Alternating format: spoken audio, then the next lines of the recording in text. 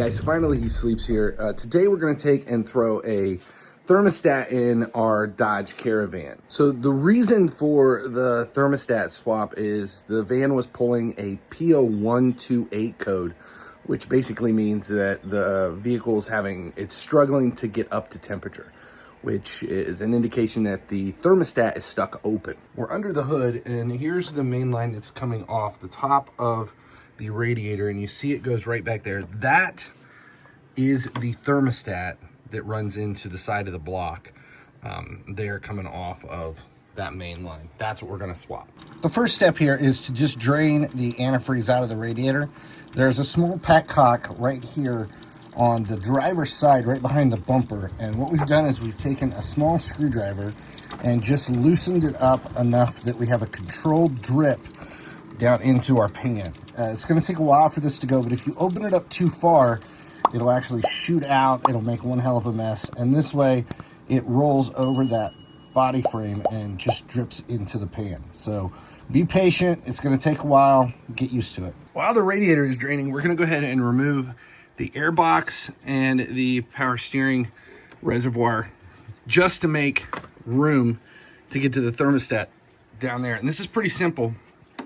We're gonna take the 14mm nut off, pull the reservoir out of the way, and take this clamp off here for the air line that's coming into the air box.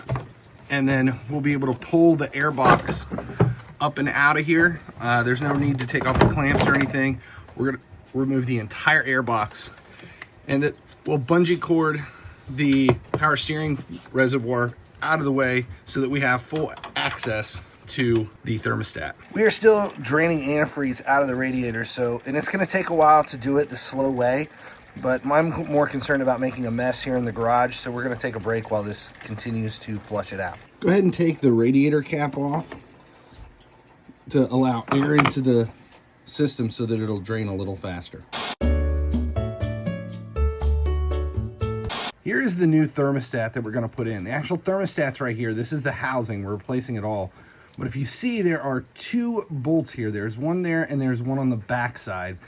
You're only going to be able to see this top bolt right there. The other one is down here on the underside. So we got 10mm, and we're going to go ahead and take this off. We've got the radiator completely drained, and the petcock is put back in and closed. You don't want to tighten the petcock on the radiator down too far. There's like a little rubber grommet, and if you smash it down too much, it'll just bulge out. So you just want to close it, snug it down.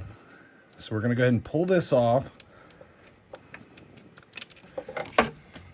The other one, we're going to use an extension to get to it. It is on this side. Before I do that though, we're going to use a set of hose clamps to loosen this up. The way these work is they just latch onto it, they lock down, and then they stay. And we should be able to move this down.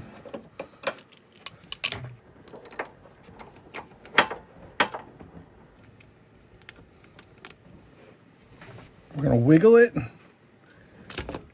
and then pop it free, and then we should be able to go ahead and pull this off. And now we just work backwards. With the new thermostat in,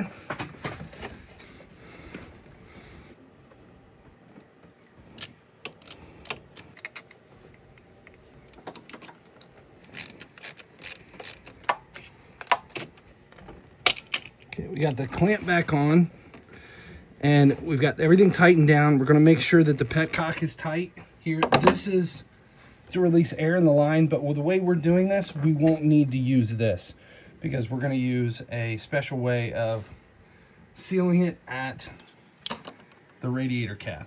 And we'll show you that method next. And again, with this, we don't want to over crank it. We're just going to make sure it's tight, because if the seal bulges around the outside, it'll flatten it, and then it can leak from there as well. Next step is just putting everything back together. We're going to start with the air box. If you look on the bottom of the air box, there are a couple of holes here, and then some spikes here that coincide with the holes here on the fender. So we're going to just line it all up and snap it in.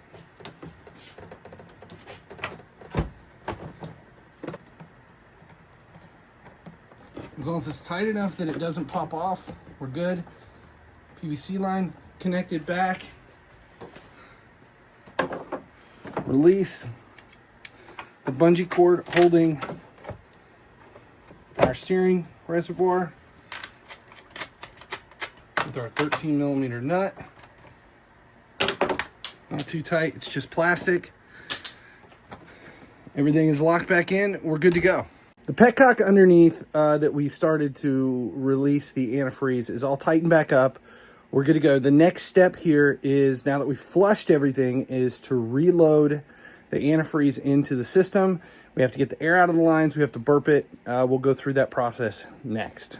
I have the front of the van up on, it's just on ramps to raise the height up because we need the highest point to be the front of the van here for the next step in putting the antifreeze back in. We're going to go ahead and take the cap off if it's not already off from when you flushed it. And we're going to use a special funnel that will seal this and that we can load all of the new antifreeze back into the system. So the spill-free funnel kit comes with these little rubber, there's a grommet. There's different sizes depending upon what size you have. This one is going to fit the green. It locks down into it. Comes with a few different, it's too small, here we go, caps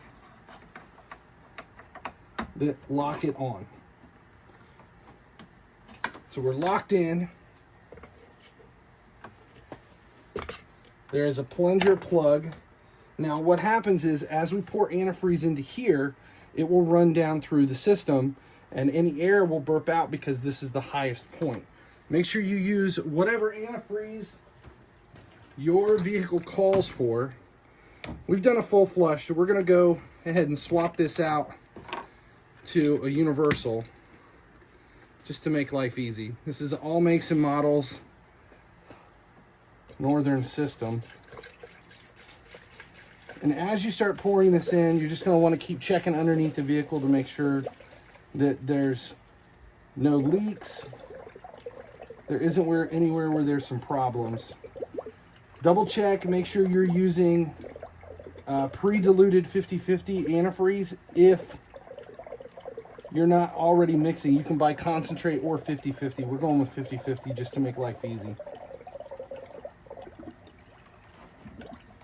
Now, because this is the highest point, any air in the system is bubbling up through here. There's no need to release any air, turn any valves or anything like that, because the air is all coming out of the system here.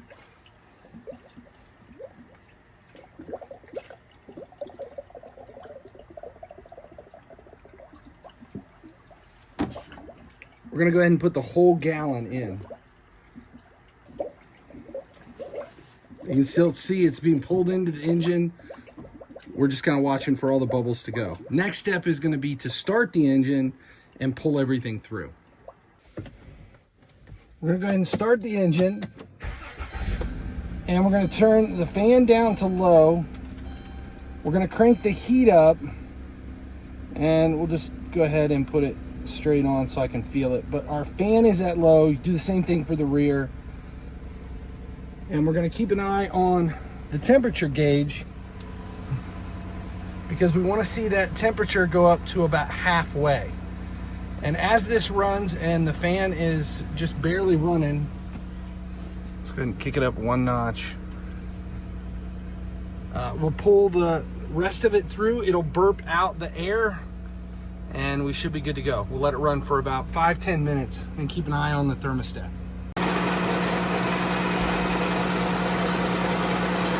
Any air in the system's kind of just bubbling up and out.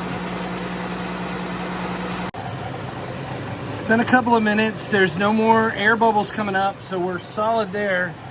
There's a little bit of steam coming up. That's where the antifreeze that came out when we pulled the hose off is kind of burning off because the engine's getting warmer. Temperature's up past a quarter.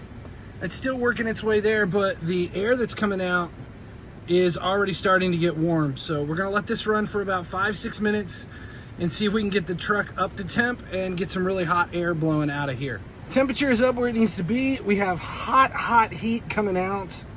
Those are good signs. And I think we should be full on the antifreeze and the radiator.